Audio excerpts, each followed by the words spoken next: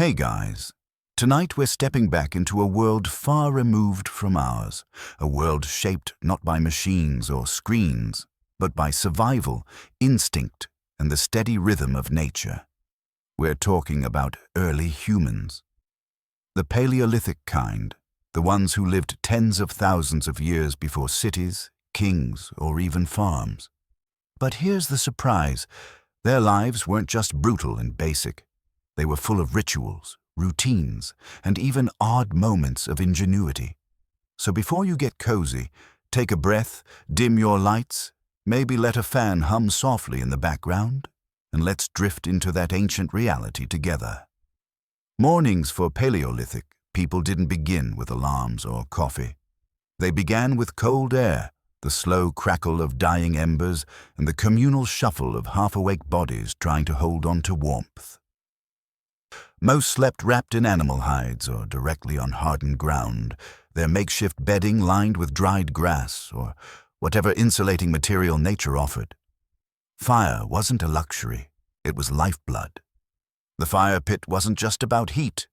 It was protection, a barrier against the night's lurking predators and relentless insects. Sleeping away from the group, not unless you had a death wish or an extremely short memory. Privacy, as we know it, didn't exist. If someone snored or muttered in their sleep, everyone heard it.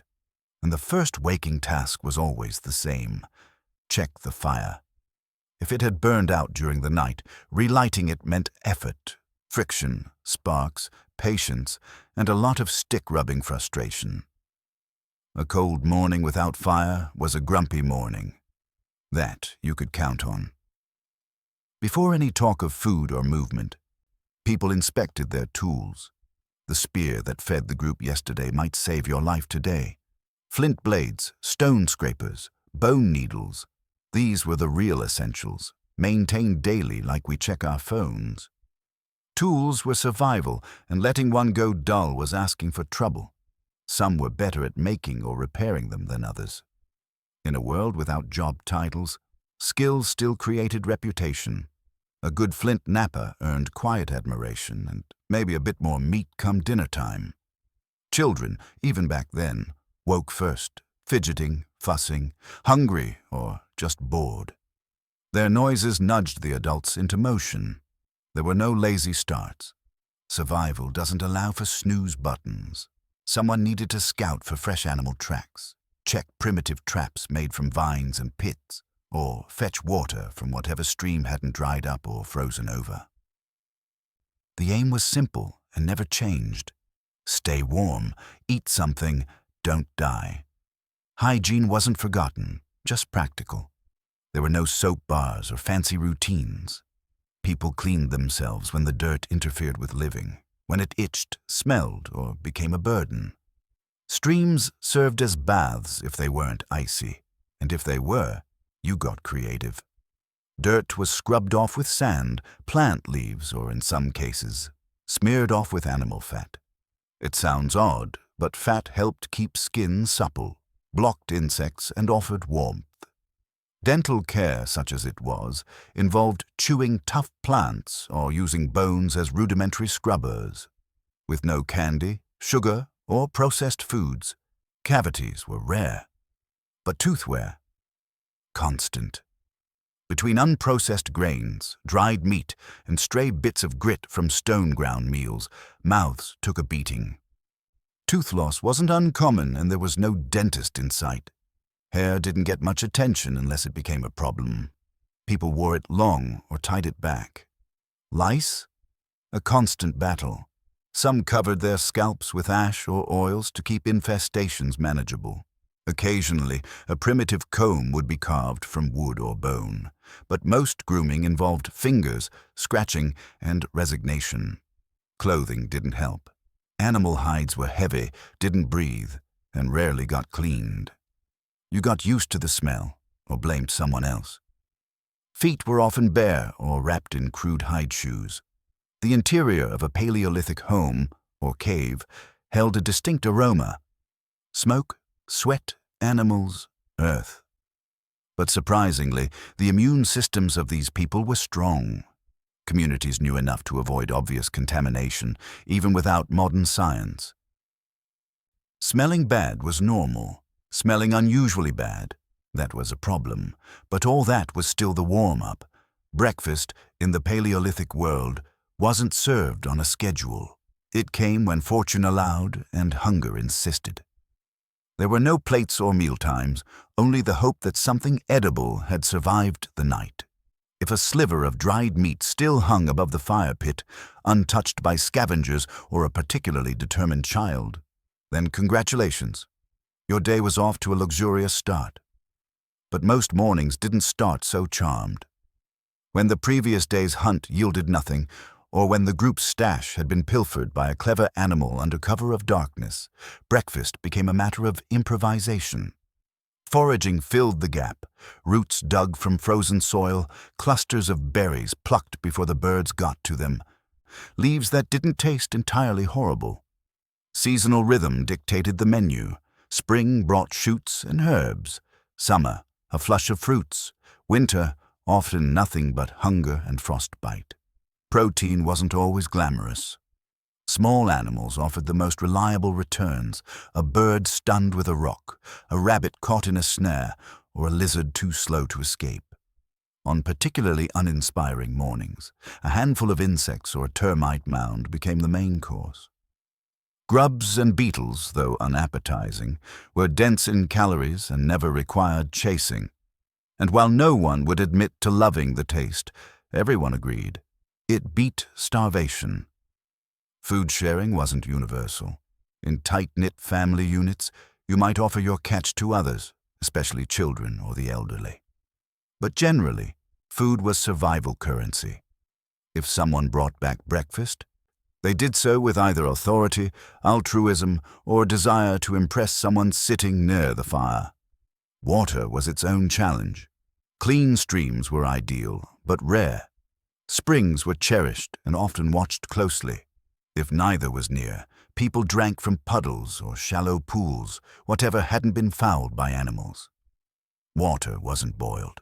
Firewood was too precious, and the concept of sterilization didn't yet exist. So what you drank might nourish you, or it might usher in a day of cramps and regrets. Early humans developed guts of steel, or they simply didn't last long enough to worry about it. Preserved food, if available, was guarded like treasure. Smoked meat, stripped and hung above the fire, could last for days. Cracked bones revealed marrow, rich and nourishing. Some even chewed on hides if times were truly lean, hoping the remnants of fat would offer a trace of energy. Children often knew where these leftovers were stashed, and no amount of strategic hiding could outmatch their persistence.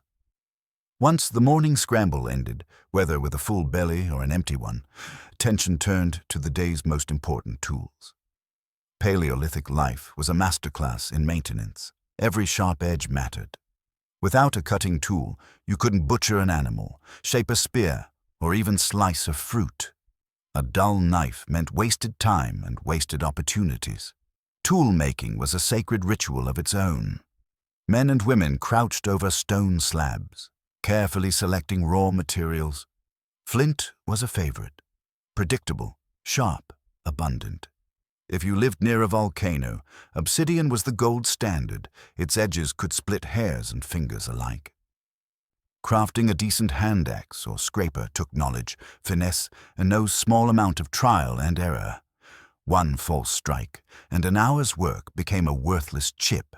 The results weren't uniform. Some people crafted tools that balanced perfectly, blades that sliced like they were born to do so. These artisans became silent leaders in their groups. They had no crowns, but they held influence through stone. Sharpening tools was part of the daily grind. Literally.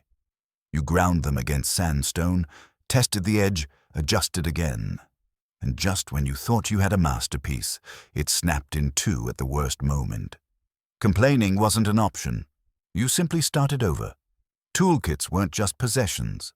They were heirlooms, barter items, and occasionally the reason you survived an ambush. Sometimes, someone got inventive. tying a stone to a stick with sinew, creating the earliest hammers or clubs. Others discovered that bone tools, while more fragile, could be curved or sharpened for more delicate tasks. These flashes of ingenuity, born out of necessity, laid the groundwork for revolutions no one would live to see. Then came the centerpiece of the Paleolithic day, the hunt. Hunting was never a solitary hobby. It was a production, a collaboration, a live-action strategy game with real blood and real consequences. If the group was lucky, they'd target large prey, mammoths, wild cattle, deer the size of modern horses. A successful hunt could feed an entire band for a week. But it was dangerous work. Animals were not passive. They kicked, charged, and gored. Some were faster than expected, stronger than hoped. Planning a hunt was serious business. Scouts moved out first, scanning tracks, dung, tufts of fur caught in bushes. Others selected the site for the ambush, near cliffs, river bends, or concealed pits lined with sharpened stakes. There were no guarantees. Sometimes everything went right, and still the animal got away. When the moment came, it was chaos. Screams, sprinting, flying spears, thudding hooves. Coordination mattered. So did luck. The best outcome was a kill that happened fast. The worst was someone in your group becoming the hunted. Not every animal was a mammoth. Most days the target was more modest. Boars, gazelles, birds too slow to take off. These hunts were quieter, but just as demanding. One false move, and the prey vanished into the trees, leaving the hunters to invent creative excuses about the wind or a suspiciously loud cough at the wrong moment. Failure was expected, sometimes even frequent, but success earned you more than food. The person who struck the killing blow often got first pick of the meat, a boost in reputation, and a night free from chores. Still, meat was rarely hoarded. Even the proudest hunter knew better than to burn bridges over a thigh bone.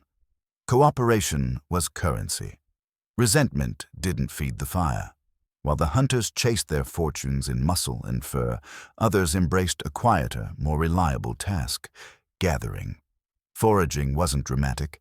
It didn't come with bruises, broken spears, or stories of daring escapes. But it was the foundation of Paleolithic survival. If the hunt failed, and it often did, it was the gatherers who saved the day.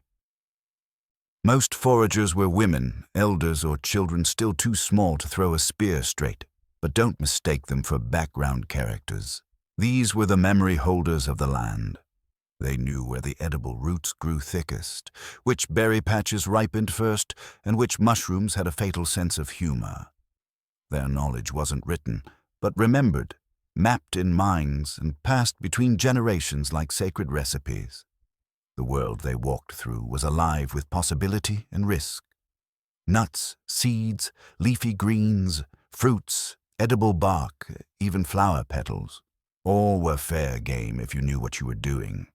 But one mistake, a misidentified leaf, a misleading color, and the entire group could face disaster. Some of this knowledge came through trial. Much of it, tragically, through error. Funerals for bad guesses weren't unheard of. Children tagged along, not just for company, but to learn. They were warned, nudged, corrected, scolded when they tried to eat shiny bugs or poke hornet nests.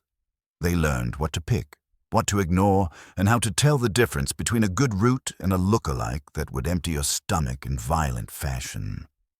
This was education, Paleolithic style. Foraging wasn't limited to food. While collecting edibles, people also gathered essentials: firewood, feathers for tools and decoration, bark for binding, and herbs with medicinal uses.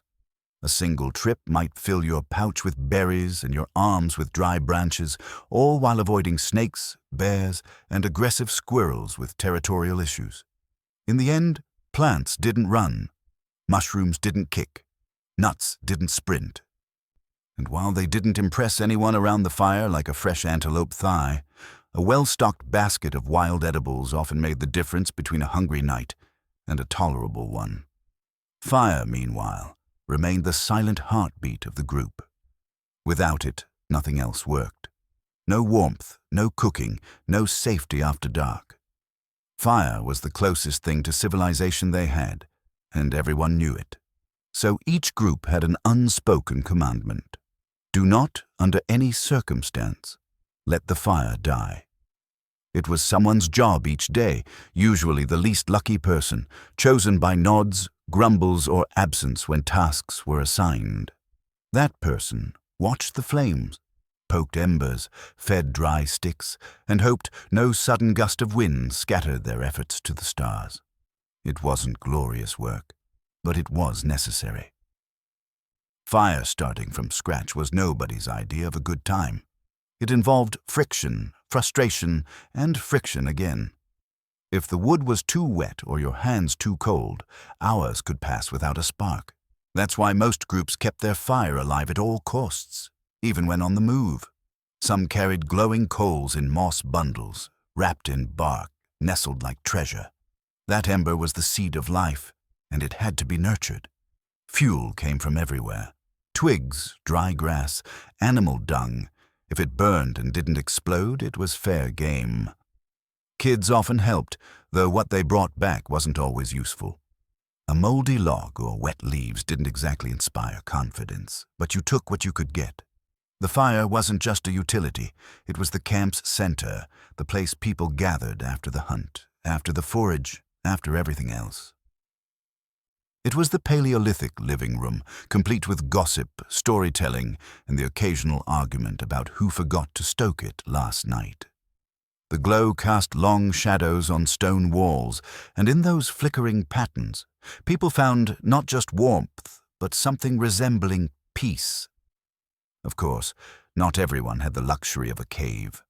Natural shelters were rare and already claimed by other humans, or worse, bears with no interest in sharing. So, people built homes. Primitive, lopsided, weather-battered structures, but homes nonetheless. These shelters weren't the result of architectural genius. There were no blueprints, just sticks, bones, hides, and whatever the landscape offered. A hut might begin with a frame of mammoth ribs or thick branches lashed together with sinew. Then came layers of bark, mud, and animal skins. Anything to keep out wind, rain, and curious wolves. If it leaned too much, you shoved a rock under one side. If the roof sagged, you tied on another hide and hoped for the best. These were not permanent homes. Most were seasonal, built to survive a few cold months or one particularly rainy stretch before being abandoned or rebuilt somewhere else. Inside, space was communal. You had a place to sit, a place to sleep, and a place to argue quietly when someone stole your warmed-up corner. The fire, again, lived at the center. Smoke rising through a hole in the roof if the group had remembered to make one. Otherwise, it just mingled with everything else. The scent of sweat, roasted roots, and wet dog. Furniture, as we know it, didn't exist. A rock might serve as a chair, a pile of grass, a bed. If you were lucky, your sleeping spot didn't leak when it rained. And if it did, you rolled over and pretended not to notice. And yet, within those humble structures, Paleolithic families carved out something remarkable. A sense of home, temporary, fragile, smoky, and cramped. But home, nonetheless. Raising children in the Paleolithic age wasn't guided by manuals or parenting podcasts. There were no swaddling techniques going viral, no debates over feeding schedules or toddler yoga. Instead, the first rule of parenting was direct. Keep the child alive. In a world of predators, sharp rocks, and open fire pits, that alone was a heroic feat. When a child was born, it wasn't just a personal moment. It was a collective event. Birth was dangerous for everyone involved, and the survival of mother and child was never guaranteed. But when it went well, it brought celebration. Quiet, cautious, but meaningful. Now came the real challenge. raising a tiny human in a world that wasn't built for softness. Babies were bundled in whatever materials were soft, warm, and vaguely absorbent: hides, plant fibers, or grass-lined wraps. Diapers didn't exist. Accidents happened. You learned fast to set your child down on stone, not fur. Cleanup was a constant part of the job. There was no formula, no pre-chewed meal jars. Infants were breastfed for years because they had to be. Food had to be simple, soft, and constant. A distracted toddler with meat in their mouth was a choking hazard. A hungry one was louder than a cave lion. Discipline, when it came, was immediate and practical. If a child wandered near a cliff edge or reached toward the fire, you didn't reason with them. You yanked them back and grunted something close to "no die." Lessons were fast, because the consequences were faster. Children grew up not through lectures, but through living alongside their families. They absorbed the world like sponges, watching adults butcher animals, scrape hides, prepare traps, or fix shelters. Each mistake became a story. Each lesson came with a scar, a scolding, or a laugh.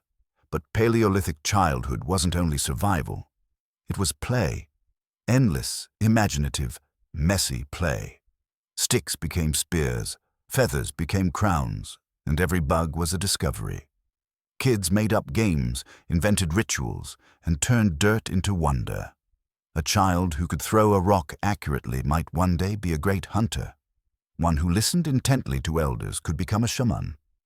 Talent revealed itself early. By the age of 10, most children were no longer observers.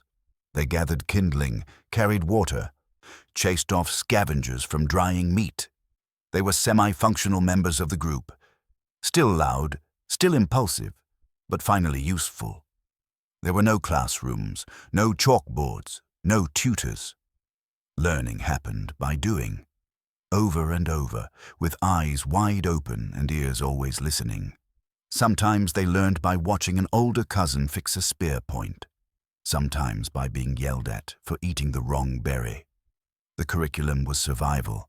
The lessons were everywhere. And when the day began to fade, when the shadows grew longer and the fire reclaimed its place as the tribe's center, the tone shifted. The intensity of hunting and gathering gave way to something softer. A moment of stillness, social time.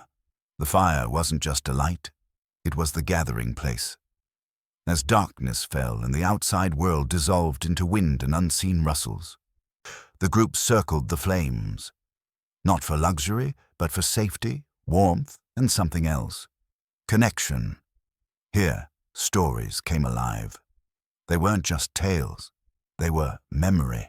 Oral history passed between generations. Tales of the hunt, of the spirits in the hills, of the ancestor who tricked a lion or chased the sun. Each story held lessons: what to eat, what to avoid, which valley was cursed, which river was blessed. With every retelling, the stories sharpened, embellished, evolved. Children listened with wide eyes. Adults listened with knowing smirks. And occasionally, someone added a new twist that would live on in the next version. Music sometimes crept in. It wasn't organized or rehearsed. Someone might bang 2 stones together in rhythm. Another might hum or chant a pattern passed down from their grandmother. Bones hollowed into flutes, drums made from stretched hide, and a few odd instruments crafted from animal parts or imagination all made appearances. Dancing, too, emerged, often spontaneous, often joyful. Children spun in circles, adults clapped. And for a few minutes, even the harshest day softened. Bragging had its place, of course. If someone had taken down an elk that morning, they might reenact the throw. Modestly, of course. If someone had made a perfectly sharp blade, they might casually wave it around while pretending not to care. Status wasn't about gold or titles. It was about skill. Who fed the group? Who fixed the fire? Who didn't die in the swamp? Flirting, awkward but real, happened in the background. Not in poetry or serenades, but in subtle gestures, sharing a piece of meat, sitting close, helping fix a torn hide, a sideways glance, a smile that lingered a moment longer. In a small group, options were limited, and every gesture mattered. Love, such as it was, grew from familiarity and survival. When the night grew heavy and eyes drooped, the group quieted. The fire snapped and hissed. Children slept curled into their parents or in piles of fur. Adults lingered, watching the embers fade, lost in thoughts they couldn't name. Before sleep, someone always checked the fire, fed it, guarded it. No one thanked them. But everyone was glad it was done. Because in the Paleolithic night, with wolves howling beyond the trees and the stars cold above, fire was the only promise of morning. In a time before wedding rings, poems, or dating rituals, Paleolithic relationships formed in the most primal setting imaginable. There were no courtships by moonlight, no whispered promises. But there was still connection, affection, partnership, and a deep, quiet need not to face the dangers of the world alone. Romance wasn't a word anyone had, but its essence still found a way. In groups that rarely exceeded a few dozen individuals, most people knew each other since childhood. The dating pool was limited. If someone wasn't already bonded or closely related to you, then maybe, just maybe, you had a chance. But expressing interest didn't involve declarations or serenades. It came through actions. Did someone save a roasted grasshopper for you? Help patch your shelter when no one else offered? Carry firewood even though it wasn't their turn? These were gestures with meaning. Sharing food, especially the good parts, fatty meat, ripe berries, was as close as one got to a love letter. Physical proximity said more than words. Sitting close by the fire, staying near during foraging, choosing to walk together during migrations, these were silent signals. And if someone didn't throw a rock at your head that day, well, that was practically a proposal. Attractiveness didn't revolve around looks. Everyone wore the same mix of animal skins and sweat. What mattered more was what you could do. Could you track an elk across rocky hills? Crack open marrow bones without slicing your hand?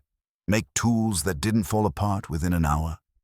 These were the traits that built reputations and romantic interest. Over time, bonds formed. Some lasted years, some were seasonal. Some simply faded when survival made the partnership inefficient. There was no ceremony, no witnesses. Just two people choosing for a time to sleep beside the same fire and raise whatever children followed. And children did follow. Parenting wasn't just about one or two adults. In many groups, it was shared. A child might be cared for by aunts, grandparents, or even unrelated women in the band. Cooperation was essential. No one survived alone, not adults and certainly not infants. Yet even without rituals or legal ties, emotional connections formed. Grief followed loss. Joy followed birth. Couples whispered to each other beside the fire, just as modern lovers do. They argued, supported, teased, and sometimes drifted apart. Love, in its earliest human form, was rooted not in sentimentality but in effort, presence, and protection. Sexual behavior was flexible.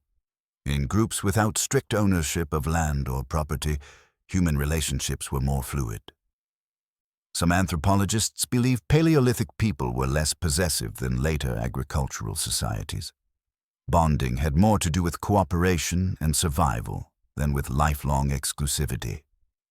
Jealousy existed, but it wasn't the central organizing principle. Partnerships were practical. You stayed together if the pairing worked, if both people contributed, supported, and shared. If not, the bond dissolved. Quietly. No shouting matches, no legal battles, just fewer shared chores, a colder place near the fire, and a different sleeping spot. Raising children was a team effort, and even those without partners had roles in the group's care structure. The elderly told stories. The young learned through imitation. The whole group took part in shaping the next generation. if only because every child represented hope, another pair of hands for the future. Despite their hardship, Paleolithic people found companionship. Sometimes they shared a blanket not out of romance, but out of cold necessity. Sometimes they stayed close not out of passion, but to share food, raise children, and fend off predators. But within those necessities, bonds formed that went deeper than duty. Two people huddled together against a storm. A mother rocking her child with soft sounds passed down through generations. A father showing his daughter how to tie sinew to a spear. A group laughing around the fire while a young boy retold a story he'd heard the night before. These were the quiet threads of humanity, spun long before writing or cities. And they were strong. In this fragile, dangerous world, love wasn't a performance. It was something much simpler and much harder, staying. Long before ink met paper, long before stories were bound in books or carved in stone, humans found another way to speak, a way that needed no words. They painted. In the darkness of caves, under low-hanging ceilings and dripping stone, early humans made their mark. Not casually, not as a passing whim, but with purpose, rhythm, and firelight. They weren't decorating. They were expressing something primal, something that even now, thousands of years later, we still don't fully understand. The earliest cave paintings we know of are more than 30,000 years old, but they didn't begin as masterpieces. They began as handprints, fingers dipped in pigment, pressed against walls. Some small, belonging to children, others wide and calloused, belonging to the people who hunted mammoths and scraped hides by day, then dreamed in images by night. The subjects of this ancient art weren't abstract. They were real, powerful, and alive. Bison thundering across stone, horses frozen mid-gallop, mammoths towering with curved tusks. These weren't doodles. They pulsed with motion and precision. The artists captured not just shape, but essence. The weight of a creature, the tension of a moment. They didn't sign their names, but they left behind fingerprints of identity. In the swirls, the dots, the hand stencils, and the overlapping figures, we glimpse a mind trying to translate something invisible into something lasting. Their materials were humble. Charcoal from fire, iron-rich ochre, manganese scraped from stone, ground minerals mixed with water, spit or animal fat. They used what they had. Brushes were fingers, plant stems, chewed sticks or hollow bones used to blow pigment over surfaces in bursts. Yes, airbrushing, 30,000 years ahead of its time. Why did they do it? That remains the great mystery. Perhaps it was ritual, a spiritual appeal for a successful hunt. Maybe the cave was a sacred space, its walls a canvas of magic. Or perhaps it was teaching, visual stories that showed the young which animals to follow and which to fear. Some think the act of creating was the point itself, that in a world ruled by survival, making something beautiful was an act of rebellion, or perhaps a declaration. I am here. Whatever the reason, it wasn't for fame. These cave chambers weren't public galleries. Some were hidden deep in the earth, accessible only through narrow passages and hours of crawling. These paintings weren't performed for crowds. They were created in silence, in darkness, in flickering torchlight, with no audience but the spirits and the stones. Children were likely part of this too. Small handprints suggest they watched, learned, even joined in. Maybe they smeared color with fingers, laughed as the pigments coated their skin, imitated the adults with solemn gestures. Maybe their first lessons weren't in hunting, but in mark-making. And while we can't name the first person who sketched a horse on a cave wall, we know they changed us forever, because those paintings still speak. Across time, across extinction, across language, they speak. They say, "We were here. We saw the world, and we needed to remember it. In the Paleolithic world, getting hurt wasn't a minor inconvenience. There were no emergency rooms, no painkillers, no antiseptic ointments tucked in leather pouches. Every wound, every illness, every strange swelling or fever, it was a gamble. Survival came down to biology, luck, and the limited but growing wisdom of those who dared to touch the sick and wounded. Injuries were constant companions. A misstep on a hunt could shatter a leg. A tumble from a wet rock might open a gash from thigh to knee. A toothache could evolve into a swelling so intense it pressed the eye shut. And in the absence of modern tools, even the smallest infection had the power to end a life. Still, Paleolithic people didn't face injury with ignorance. They knew pain, and over time, they learned to treat it, however crudely. Wounds were cleaned, often with water from nearby streams or chewed herbs that had been passed down as good for bleeding.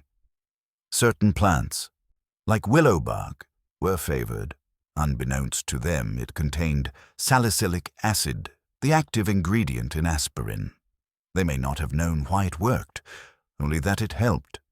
To cover cuts, people used moss, animal fur, or softened bark. Moss absorbed blood. Bark created a barrier. Hides were sometimes wrapped tight around limbs to keep broken bones aligned. There was no plaster, but there was ingenuity and time. If someone broke a leg, they rested. Others took up their share of the chores. In groups that relied on everyone, the wounded didn't have to be abandoned, at least not always. Evidence from ancient skeletons shows that people survived significant trauma. Fractured bones healed. Arthritis twisted joints that had been in use for decades. These weren't people who died at the first sign of injury. They were cared for, however roughly, by those around them. Tooth pain was another brutal reality. Paleolithic diets were full of grit. From sand mixed into ground grains, to unwashed roots, to meat torn from bone. Over time, molars wore flat. Sharp shards chipped, infections festered. The solution? Extraction. With a rock. No sedation, no ceremony, and still people lived, healed, adapted. Shamans or spiritual healers likely played a role too. In every early society, someone stepped into the strange space between medicine and mysticism. They held herbs, but also rituals. Their cures included chanting, smoke, painted symbols, and charms worn against the skin. Their tools were memory and faith. They might use hallucinogenic plants to commune with the unseen or conduct ceremonies to banish illness. Were they scientists? No. Were they charlatans? Not quite. They were early experimenters, halfway between healer and prophet. Medicine was trial and error, often weighted toward the error. But sometimes it worked. Sometimes a poultice reduced swelling. Sometimes a ritual soothed a panicking child. Sometimes a person with a shattered arm lived long enough for it to set crooked, but strong. And if someone didn't recover, the group understood. Death was not distant. It sat close to the fire, just beyond the light, always watching. When someone's breath became ragged or their eyes clouded with fever, others gathered. Quiet, waiting, hoping the sickness wouldn't spread, hoping they wouldn't be next. Burial wasn't universal, but it happened. Some bodies were left to the wild, others were buried with tools, beads, even bits of ochre paint. A gesture, perhaps, that the person mattered. That they were more than meat and memory, that their presence lingered somehow. Injury in the Paleolithic era wasn't just a physical event. It was a test of the group. Would they stop for you? Would they care for you? Could they afford to? And through this brutal calculus, something deeper emerged. The beginning of medicine. Not science as we know it, but something equally powerful. Empathy, ritual, and the stubborn refusal to let go. To travel in the Paleolithic age was not a choice made lightly. There were no wagons, no roads, no pack animals to carry burdens. Movement was done one step at a time, barefoot or in wrapped hide shoes, across landscapes that cared little for human ambition. If you wanted to go somewhere, you walked. There were no shortcuts, only survival. But people did move. In fact, they moved more than we often imagine. Paleolithic life was, by necessity, mobile. When game disappeared, the tribe followed. When the weather turned, they shifted camp. When water dried up, they sought another spring. Their homes were not anchored to place. Their loyalty was to each other, not to the land. Mobility was built into the rhythm of existence. A successful hunting ground one season might be barren the next. Berries that ripened in one valley might be stripped clean by animals or other humans the week after. Staying in one spot too long meant starvation, or worse, conflict with rival groups. Moving camp was an enormous task. Everything had to be carried. Tools, fire-starting kits, dried food, sleeping hides, water containers made from animal bladders or woven grass, all strapped to backs, bundled in leather slings, or balanced on shoulders. Children rode when they were small, trudged when they were older, complained regardless. There were no maps. Navigation was oral, inherited, instinctive. The curve of a hill, the bend of a river, the outline of a distant mountain against the sky. These were remembered not in symbols, but in stories. That rock shaped like a bear's head. That meant shelter nearby. That crooked tree near the stream. A hunting trail started just beyond it. Elders were walking atlases. Their memories held the trails. They remembered which paths flooded in spring and which valleys held snow into summer. They knew which meadows were sacred and which ones were cursed by old stories no one questioned. Their guidance meant the difference between a safe journey and a slow disaster. Travel wasn't easy. You faced the elements with only what you wore. Rain soaked hides, turned ground into sludge. Wind cut through bone. Snow hid hazards beneath soft blankets. Sometimes you moved slowly, carefully, testing each step. Other times, you rushed, fleeing from a storm, a predator, or worse, another group. Danger on the move was real. Wolves could follow. Bears didn't care about your urgency. Even a twisted ankle could become life-threatening. If someone fell behind, the group had to decide. Carry them, wait for them, or leave them. These decisions weren't made with cruelty. They were made with brutal calculation. One person slowing the group could cost everyone. Still, migration wasn't just reaction. Sometimes it was exploration. Humans were curious by nature.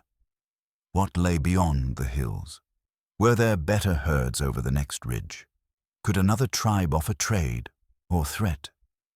These questions, unspoken or spoken in grunts and gestures, pushed people onward.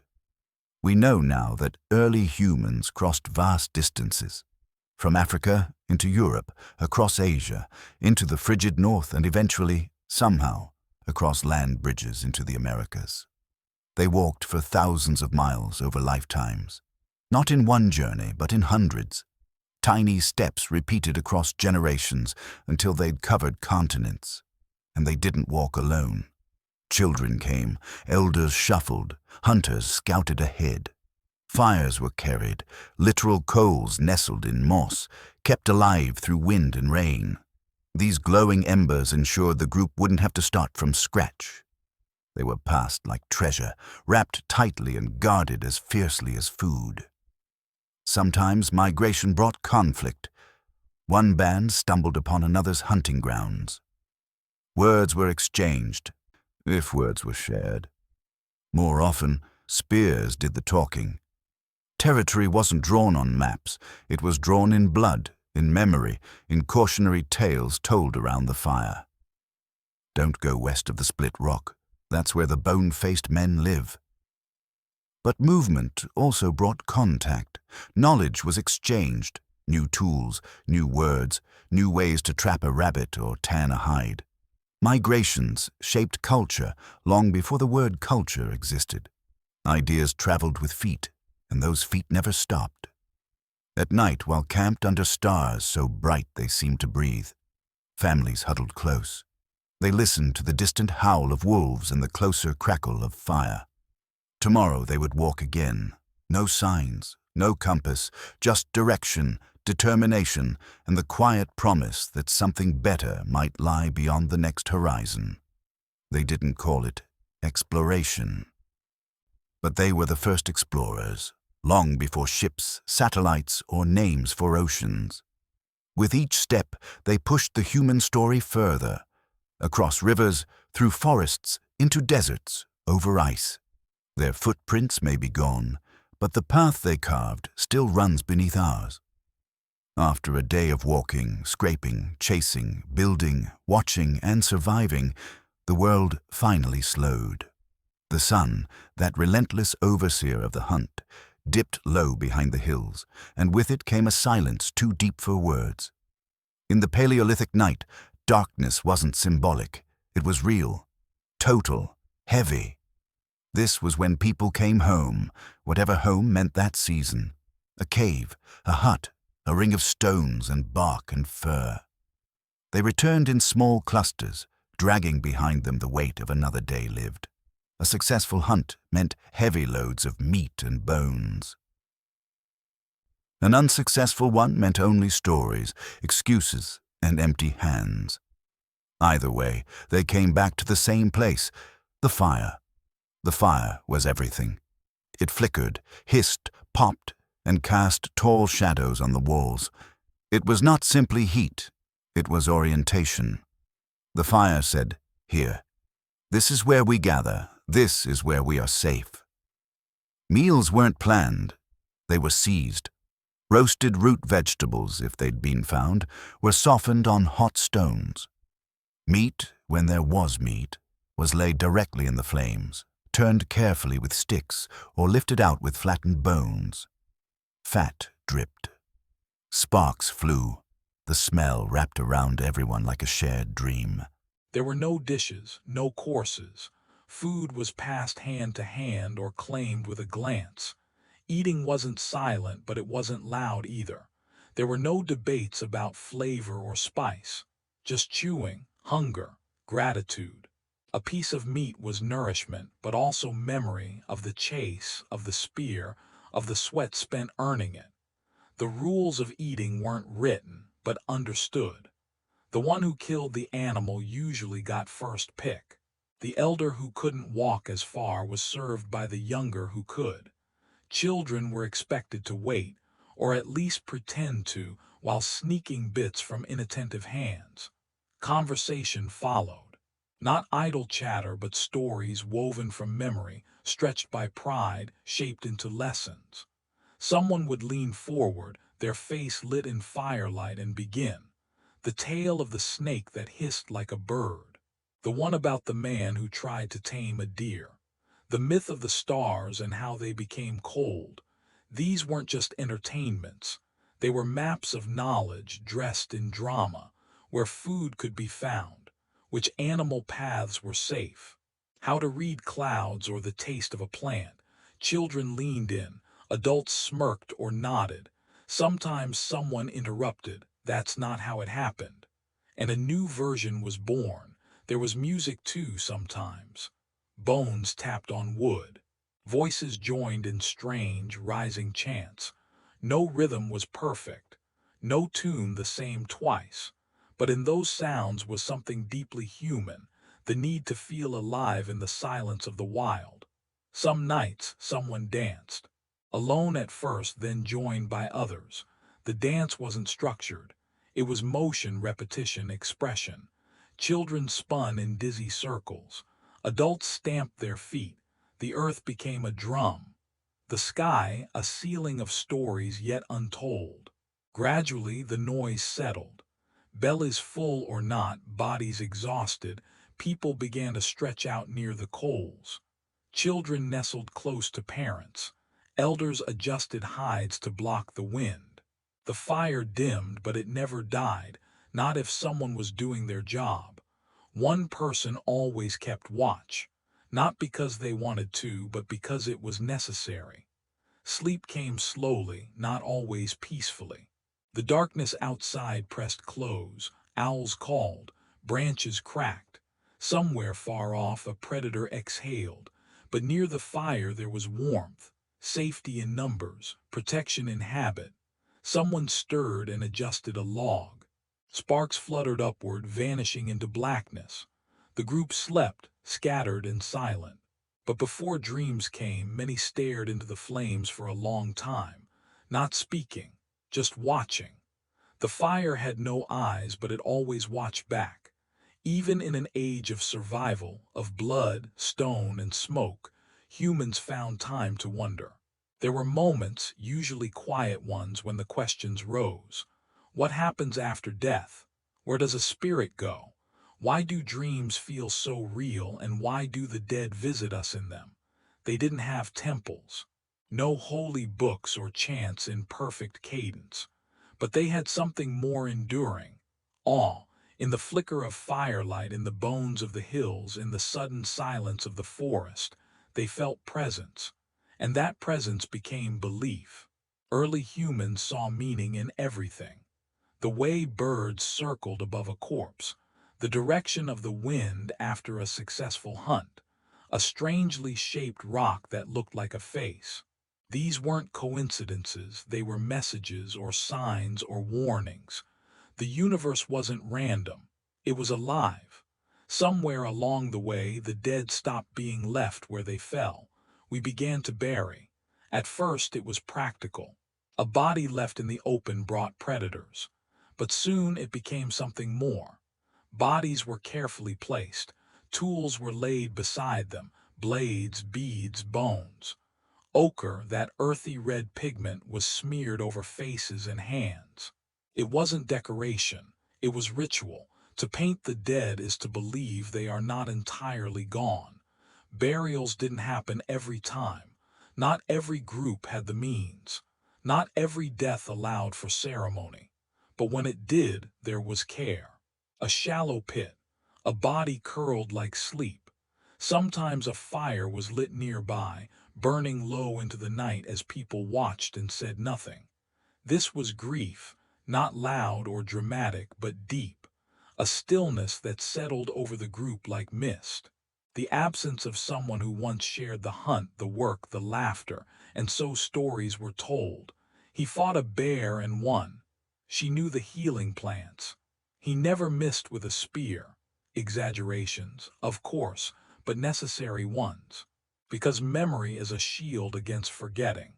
We don't know what gods, if any, Paleolithic people believed in, but they believed in something. Spirits in trees, ancestors in stars, animals with wisdom, shadows that watched from just beyond the light, and perhaps more importantly, they believed in each other. Their rituals weren't built on domination or fear. They were intimate. A whispered name, a carved line in a stone, a song hummed by the fire after everyone else had fallen asleep. Even the act of painting cave walls may have been a kind of prayer, not a request for favor, but a way to say, "We see you, we are here, remember us." Legacy wasn't measured in monuments. It was in the worn handle of a well-used blade passed down, in the technique for shaping flint, shown by a father to a son, in the handprint on a cave wall that outlasted empires. And so the Paleolithic world, for all its hardship, wasn't devoid of beauty. It was filled with it. In every act of survival there was also creation. In every goodbye, the seed of a story. We often imagine them as primitive, grunting, brutal, barely human, but that's a failure of imagination. They loved, they grieved, they danced. They asked the big questions we still ask. They were not preparing for history, they were living it. And tonight, by returning to their world, even just for a while, we carry their fire forward. The same fire that lit their faces in dark caves now glows in our memory, warming us with the knowledge that they were not so different from us. And so, as the fire dwindles to embers and the night wraps around what remains of the day, we come to the end of this Paleolithic chapter. But it's not really an end, because nothing truly ends in the human story. It only changes form. The people we've walked beside, the hunters, the mothers, the toolmakers, the storytellers, are long gone in body, yes. Their bones lie buried beneath stone and soil, worn smooth by time. Their shelters have collapsed, their fires turned to ash. The echoes of their voices no longer carry in the wind, but their legacy, it never stopped walking, it walks in you. Every time we gather in circles, we mimic the firelight gatherings of those ancient nights. Every time we tell stories to children, we echo the cave myths whispered by flickering flame.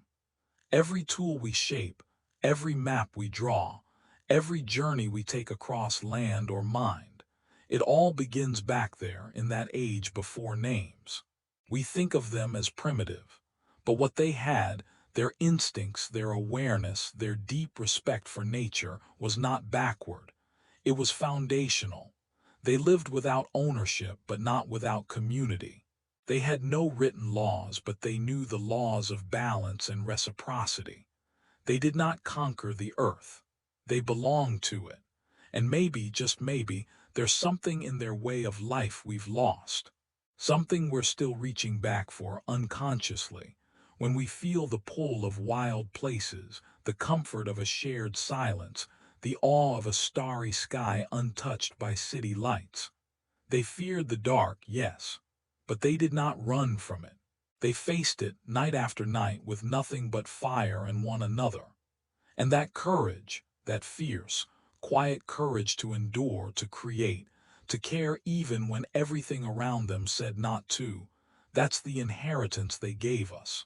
Not tools or bones or drawings on walls, but a heartbeat that still drums beneath the surface of who we are. You are the result of their survival. You are their answered question.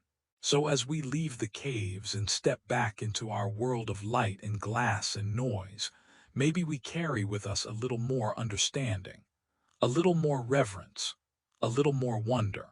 Because before there were monuments or empires or machines, there was just the fire, the night in us. And that, in the end, was enough to begin everything. But let us stay here just a moment longer, before we let the fire die, before we turn away from the shadows on the wall and step back into our modern rhythm. Let us honor the silence, the kind of silence that our ancestors knew intimately, the kind that speaks not with words but with presence. Close your eyes. Feel the earth beneath your feet. No asphalt, no carpet, just soil, cold, alive, ancient. Above, no city lights, only stars burning the same way they did when a child in a mammoth-skin tunic looked up and asked, "What are those?" In that sky they saw gods or beasts or family. They gave meaning to what they didn't understand, not to control it, but to coexist with it. And maybe that's what we've forgotten. We, with our machines and our walls and our endless forward momentum, we've mastered the world, yes. We've mapped it, split it, paved it, conquered it. But in doing so, have we gone deaf to the heartbeat beneath it all? Our Paleolithic ancestors never called themselves humans. They didn't have to. They were simply alive, with the raw pulse of existence in their veins, part of the land, not its owners, part of the story, not its author. They didn't try to outlive the world. They tried to fit inside it. And perhaps if we listened to their silence long enough, we'd remember that the world doesn't belong to us. We belong to it, just as they did, just as all life does. They didn't leave behind great monuments of stone. They left behind something more lasting, a way of being, a way of waking with the sun, of walking with purpose, of listening more than speaking, of grieving with dignity and celebrating without excess, of teaching through doing, of loving not with gifts but with presence, of honoring death not as an end but as a return. And maybe, just maybe, That is the true legacy of the Paleolithic. Not their tools, not their art, not even their survival, but their wisdom. The unspoken, bone-deep knowing that life is fragile, wild, precious, and shared. We are not separate from nature. We are woven into it, just another thread in the great, unfinished tapestry of time. So as we leave this fire and return to our towers of steel and glass, let us carry with us the ember of something older, something slower, something sacred, because the Paleolithic is not just a time we came from. It is a part of us, still breathing, still watching, still waiting for us to remember who we are.